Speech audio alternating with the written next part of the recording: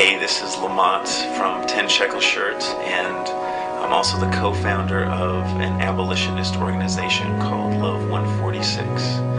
We work to combat child sex trafficking and exploitation, and we work to restore survivors of this horrible crime. People wonder what human trafficking is. I like to just simply explain it in these terms, that it's the pathway into modern-day slavery. People are trafficked when there's a transaction of buying and selling of a human being. And according to the U.S. State Department, the illegal sale of human beings has surpassed the illegal sale of arms, and will pass the illegal sale of drugs within the next 10 years. There's so much money being made right now. What's crazy about that is a human being, for example, can be used over and over again, and so the markup is so high where when someone uses a drug, it's used and then gone. Another myth is that it's all over there and it doesn't really affect my life here. It's not, close to home. We've had calls from agencies.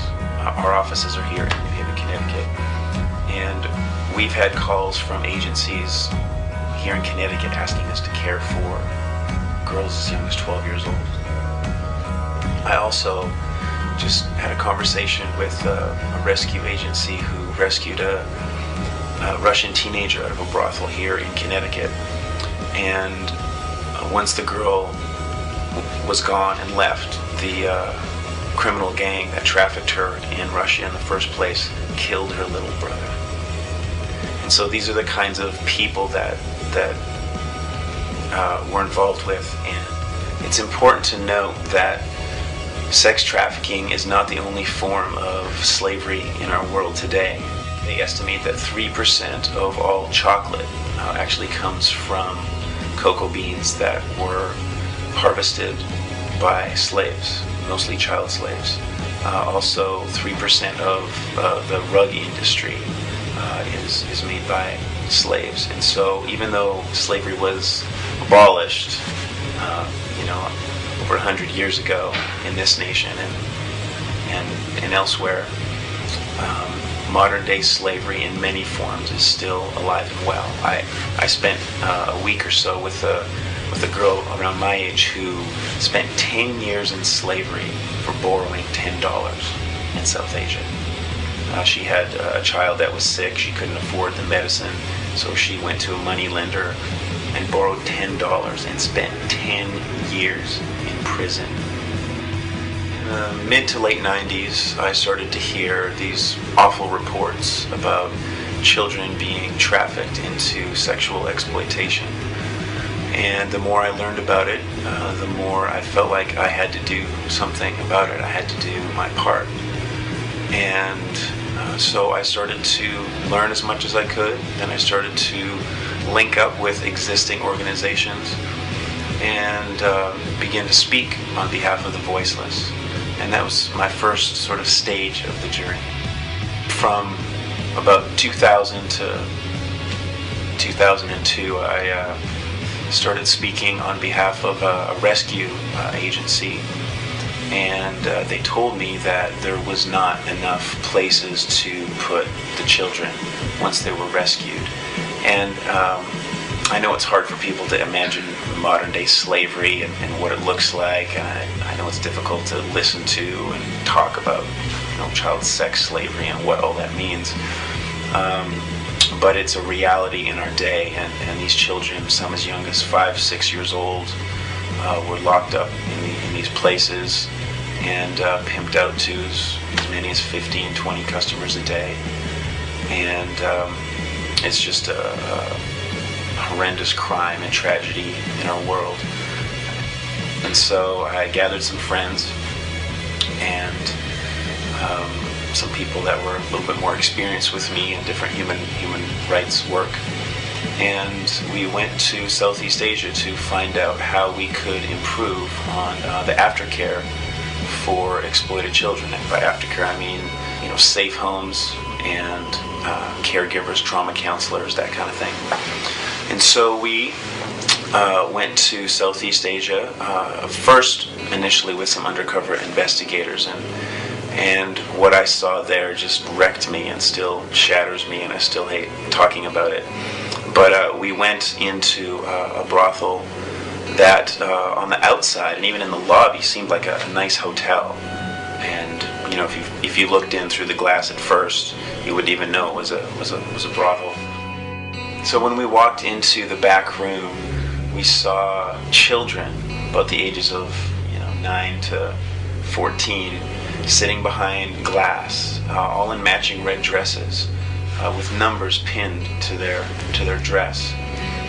And on our side of the glass was predators and pedophiles from many countries around the world, and many nationalities. And it just was so sickening. On this side, people were free and they were purchasing, organs.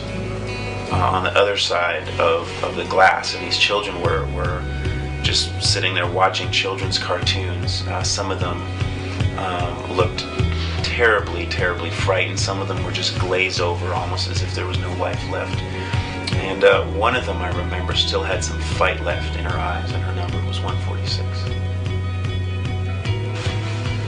After we went into the brothel with the undercover investigators, we learned a lot about the rescue process and how difficult it is not just to rescue the children, but to make sure that their pimps and brothel managers and those who traffic them are prosecuted as well. And so it's a big, long process. It's not like you can just go and start yanking kids out. And so one of the main problems in the human rights world regarding these children is there's nowhere to put them. People have done raids. Some of them would end up in safe homes, aftercare facilities with good people. Many would end up being re-trafficked or out in the street, or many of them were even thrown in jail. And so with some good friends, we decided to co-found the organization Love 146.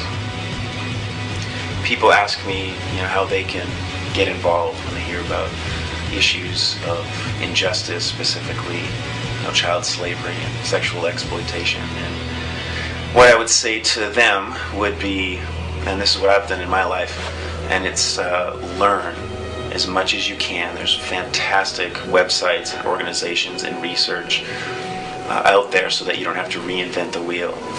Learn as much as you can. And then join something. You can join, a national group, maybe even a local, regional group in your area. I started something at my house, a little justice study, and we met once a week and just, studied and talked and learned together about the issues of modern-day slavery. And the third thing that I would recommend to people who want to get involved is to act. And they can act by giving money, they can act by pursuing a career in law enforcement to help, bust these criminal gangs that are both near and far. They can pursue a career in child psychology, trauma counseling. They can become a lawyer on behalf of the oppressed rather than just working for a big corporation. Lawyers are incredibly valuable people in the fight for emancipation and freedom of modern-day slaves. People can also use their existing vocations or voice.